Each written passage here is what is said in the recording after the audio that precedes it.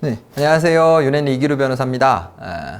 여러분들 운전을 하시다가 12대 중대과실이라는 소리를 들어보신 적이 있으실 것 같은데요. 12대 중대과실이라는 것은 원래 교통사고 처리 특례법에서 기본적으로 교통사고가 났을 때 종합보험에 가입돼 있거나 피해자가 처벌을 원치 않는 경우에는 처벌을 하지 않도록 규정을 해놓고 그럼에도 불구하고 이런 중대한 과실이 포함되어 있을 때는 그런 의사와 종합보험 가입 여부와 관계없이 처벌을 할 수 있도록 그렇게 예외적으로 규정을 하고 있습니다. 그래서 오늘은 알아두면 쏠쏠한 교통상식에서 이런 12대 중대과실이 과연 어떤 것인지 여러분들이 잘 알고 계셔야 뜻밖의 교통사고로 인해서 형사처벌을 받는 걸 피하실 수 있을 것 같아서 이런 12대 중대과실이 어떤 항목을 포함하고 있는지 알아보는 시간을 갖도록 하겠습니다. 네, 첫 번째는 신호 위반인데요.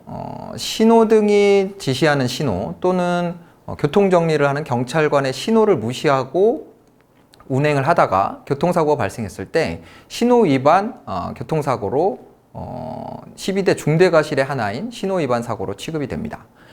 신호 위반 사고는요, 여러분들 신호가 있는 곳에서는 모든 차량의 운전자들이 신호에 맞춰서 운행을 할 것이라고 생각을 하기 때문에 이것을 위반해서 사고가 발생했을 때는 자칫하면 큰 사고로 이어질 수 있고요. 그래서 법에서 특별히 이러한 신호 위반으로 인한 교통사고가 발생했을 때는 중대한 과실에 포함시켜서 형사처벌을 예정하고 있습니다. 두 번째는 중앙선 침범 사고인데요. 중앙선이라는 것은 서로 대항하는 차량들 사이에서 그 선을 넘어오지 않고 자기 차선에서 방향을 유지할 것이라는 그런 의미를 가진 차선이라고 할 수 있습니다. 그래서 중앙선 침범으로 인해서 사고가 발생하는 경우에는 대항하는 차끼리 정면으로 충돌하는 그런 사고가 발생할 수 있어서 그 사고의 충격 정도가 훨씬 더 크고요. 그래서 아주 심각한 교통사고로 이어질 수 있기 때문에 중앙선 침범 사고에 대해서 중대과실의 하나로 규정을 하고 처벌을 하고 있다고 생각하시면 되겠습니다. 세 번째는 제한 속도를 초과해서 운전하는 과속 운전을 하다가 교통사고가 발생하는 경우인데요. 지금 도로에 규정되어 있는 제한 속도보다 시속 20km 이상을 초과해서 운행을 하다가 교통사고가 발생하는 경우에는 이 제한속도 초과 규정에 의해서 형사처벌을 받게 됩니다. 네 번째는 앞지르기 방법 위반입니다. 앞지르기 방법을 위반해서 교통사고 발생했을 경우에 중대과실로 취급이 되고 있고요. 앞지르기 하는 방법 잘 모르시는 경우가 있으신 것 같은데요. 원칙적으로 차량을 앞지르기를 할 때는 앞선 차량의 좌측으로 추월을 하는 것이 정상적인 앞지르기 방법입니다. 그래서 이런 정상적인 앞지르기 방법을 위반한 상태에서 추월을 하다가 사고가 발생했을 때는 중대과실에 포함이 돼서 형사처벌의 대상이 되니까 앞지르기를 하실 때 항상 앞선 차량의 좌측으로 추월을 해야 된다는 거 명심하시기 바랍니다.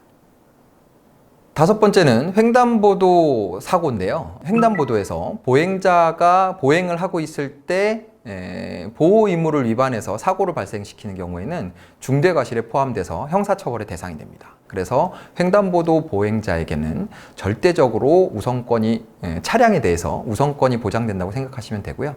그래서 횡단보도를 지나실 때는 더욱더 보행자의 보행에 방해가 되지 않는지 주의를 하면서 운전을 하실 필요가 있을 것 같습니다. 네, 여섯 번째는 철길 건널목 통과 방법 위반입니다.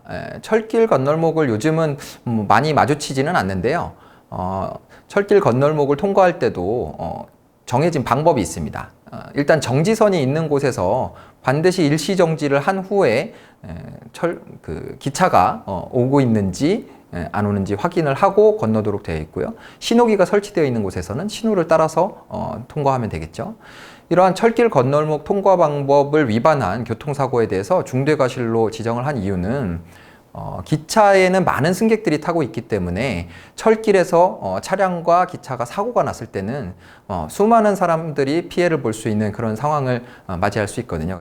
자, 일곱 번째와 여덟 번째는 무면허 운전과 음주운전인데요. 여러분들 너무나 잘 알고 계시겠죠? 자격 없이 무면허로 운전을 한다는 것은 길에서 어떤 운전을 허락할 수 있는 정책에 반하는 그런 운전이기 때문에 당연히 어떤 중대한 과실에, 운전을 하는 것 자체가 중대한 과실에 포함되는 거고요. 음주운전도 마찬가지죠.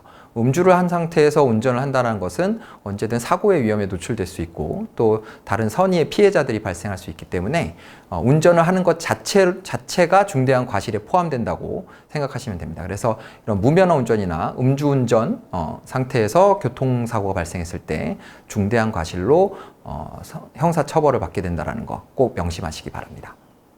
9번째는 보도 침범 사고인데요. 보도를 침범한다.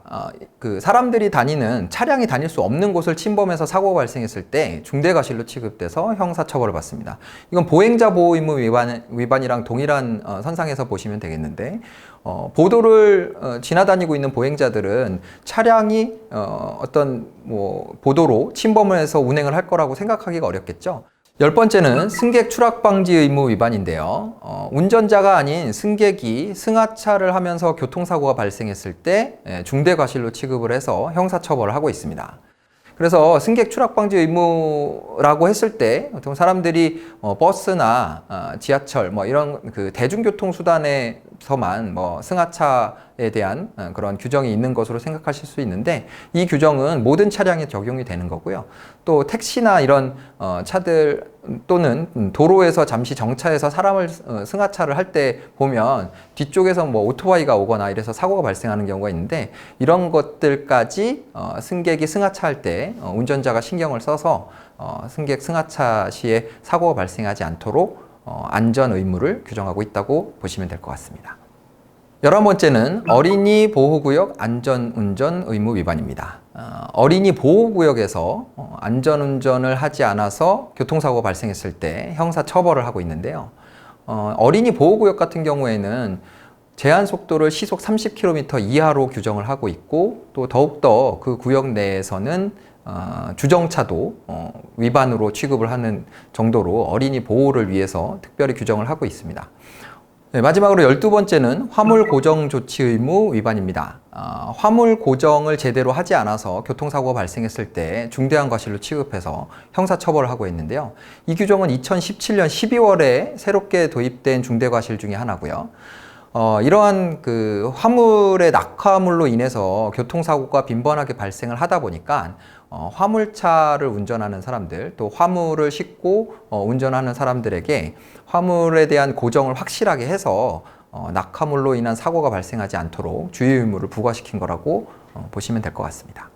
네, 지금까지 12가지 중대과실로 취급되는 사안에 대해서 알아봤는데요.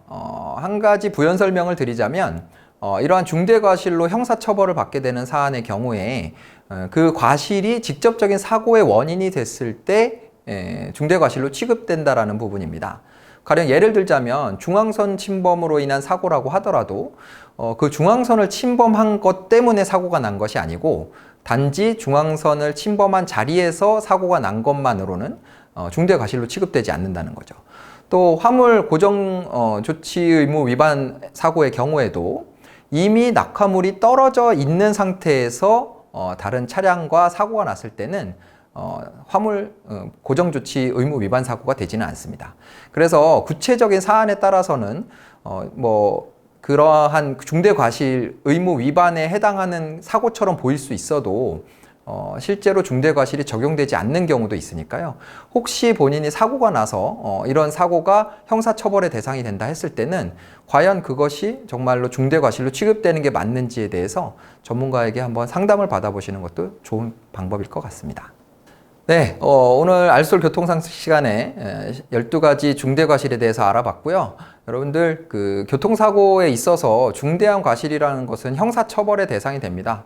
늘 위험한 물건인 자동차를 운전하고 있을 때는 내가 다른 사람에게 피해가 되지 않도록 또 안전하게 운전을 하셔야 되고요.